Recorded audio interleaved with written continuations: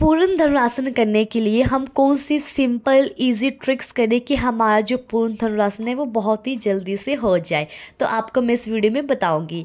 तो बिना टाइम को वेस्ट किए वीडियो शुरू करते हैं। नमस्ते, मेरा नाम अंजलि है और मैं योगा ट्रेनर हूँ। आज की जो मैंने वीडियो बनाई है वो बनाई है पूर्ण धनुरासन हम किस तरह से करें, कौन से ऐसी हम सिंपल इजी ट्रिक्स लें कि जो हमें पूर्ण धनुरासन करने के लिए हेल्प करे। तो देखिए, सबसे पहले आपको ये जानना बहुत ज़रूरी है कि जब हम पूर्ण धनुरासन करते हैं तो इसमें हमारे शरीर के दो अंग यूज़ होते हैं। पहला आपकी शोल्डर और दूसरी आपकी बैक। इन दोनों अंगों का फ्लेक्सिबल होना बहुत ही ज़्यादा ज़रूरी है। तो आपको जो वीडियो में सामने देख रहा है, आप देख रहे हो वीडियो की जो एक्सरसाइज हो रही है वो एक्सरसाइज है शोल्डर को फ्लेक्सिबल करने की।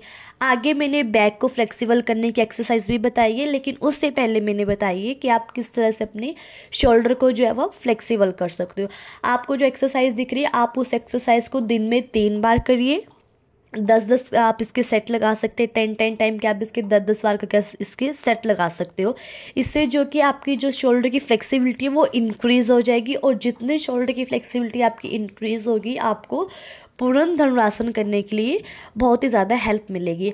आपने शोल्डर को फ्लेक्सिबल करने के लिए कम से कम आप 1 हफ्ता मान के चलो। मैं आपको यहाँ पे झूठ नहीं बोलूँगी कि आप 10 मिनट करो और आप पूर्ण धनुरासन कर लोगे, आप आधा घंटा करो आप पूर्ण धनुरासन कर लोगे। जी नहीं, पूर्ण धनुरासन की प्रैक्टिस करने के लिए कम से कम आपको 1 हफ्ता लगता है। अगर आपकी पहले से अगर फ्लेक्सिबिलिटी ज़्यादा है तब तो ठीक है, अदरवाइज़ 1 हफ्ता मान के चलिए। सबसे मेन है ये एक्सरसाइज जो आपको सामने वीडियो में दिख रही है। इस एक्सरसाइज को करने से आपके शोल्डर सबसे ज़्यादा फ्लेक्सिबल होते हैं। ये मेरा पर्सनल एक्सपीरियंस है। जब मैंने एक्सरसाइज की तो मैंने पूर्ण धनुरासन बहुत जल्दी कर लिया था, तो इसलिए मैंने आपको भी ये एक्सरसाइज बताई। अब जी यहाँ पर तो होगी शोल्डर के बाद। अब शोल्डर के बाद आती है आपकी बैक। तो बैक को फ्लेक्सिबल करने के लिए सबसे मेन बिगनर आसन भुजंगासन। आपको भुजंगासन आना बहुत ज़रूरी है। किसी भी अगर आपने कभी भी एडवांस आसन करने होंगे जो बैक की फ्लेक्सिबिलिटी इंक्रीज़ करती है, बैक बेंडिंग वाले होते हैं, बैकवर्ड बेंडिंग वाले, तो उसके लिए आपको भुजंगासन आना बहुत ही ज़रूरी है। भुजंगासन बहुत ही सिंपल है और बड़ी ही आसानी से हो जाता है। भुजंगासन को करने से हमारी बैक की फ्लेक्सिबिलिटी 30-40% जो है बड़ी ही आराम से बढ़ जाती है। इसके बाद दूसरा आसन आता है धनुरासन। हम लोग कर रहे हैं पूर्ण धनुरासन। तो पूर्ण धनुरासन को करने का ये फर्स्ट स्टेप है। जो पूर्ण धनुरासन है वो तो उसकी एडवांस वेरिएशन है, ये उसकी फर्स्ट वेरिएशन है। तो आपको फर्स्ट वेरिएशन भी बड़े अच्छे से आना चाहिए। अगर आपकी फर्स्ट वेरिएशन आती है तभी आप उसके लास्ट स्टेप तक पहुंच पाओगे। जब जब आपने अपनी बैक को स्ट्रेच करना है बैकवर्ड की तरफ, तो आपने अपनी बैक को रिलैक्स भी करना है, उसको कॉन्ट्रैक्ट भी करना है। सामने आपको दिख रहा है, ये बोलता है शशांक आसन, इसको बोलते हैं चाइल्ड पोज। आपने इस तरह से अपनी बैक को रिलैक्स भी करना है। और सबसे फाइनल आसन जो है वो है चक्रासन।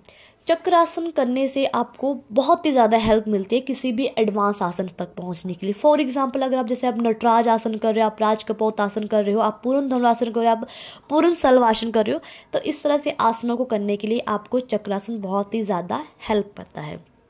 पूर्ण धनुरासन करने के लिए चक्रासन आपको बहुत ज़्यादा हेल्प करता है, क्योंकि इस आसन को करने से आपकी बैक की फ्लेक्सिबिलिटी 70-80% बढ़ जाती है। और आपने हर बार जो है अपनी बैक को रिलैक्स भी करना है। जब जब वो स्ट्रेच होगी तब तक आपने उसको कॉन्ट्रैक्ट भी करना है। चलिए, ये तो आ गई आपकी शोल्डर और बैक को फ्लेक्सिबल करने के बाद। अब आते हैं हम मेन बात पर। अब मैं आपको बताऊँगी कि पूर्ण धनुरासन हमने कैसे करना है।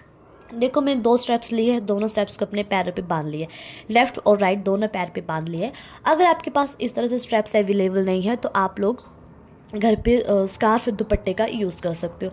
जब आपके दोनों पैरों में अच्छे से लॉक हो जाएंगे तो फिर आपने मुंह के बल लेट जाना है। उल्टा मकरासन में आपने लेट जाना है। ये मेरे पैर से खुल गया तो मुझे फिर पीछे हटना पड़ा, और फिर आपने आराम से मुंह के बल लेट जाना है और अच्छे से अपनी बॉडी एडजस्ट करनी। अगर आपने कहीं कैमरा कुमरा लगाया अपनी वीडियो वगैरह बनाने के लिए तो अपने कैमरा को अच्छे से एडजस्ट कर लेना है, क्योंकि फिर बाद में वीडियो बनती नहीं और हमें बड़ा दुख होता है। ये रियलिटी है। तो हमने अब चलिए अब आगे शुरू करते हैं। तो देखिए, मैंने किस तरह से स्टेप्स को अपने पैर पर लॉक किया है और जब हमने ऊपर को उठाना है तो हमने कोहनियाँ सामने की तरफ रखनी है। ये ध्यान रहे, कोहनियाँ सामने की तरफ रखनी है, उससे जो शोल्डर की फ्लेक्सिबिलिटी होगी वो और ज़्यादा उससे बढ़ेगी। अगर आप कोहनी सामने की तरफ नहीं रखोगे तो आप नहीं कर पाओगे इस आसन को। हर बार आपने स्टेप्स को छोटा छोटा छोटा करना है। आपने वीडियो में देखा होगा मैंने पहले स्टेप्स कहाँ पकड़ी थी और लास्ट में मैंने कहाँ जाके पकड़ी। अब मैं फाइनल में स्टेप्स का सिर्फ कॉर्नर पकड़ रही हूँ, बाकी मैंने पूरे स्टेप्स को छोड़ दिया।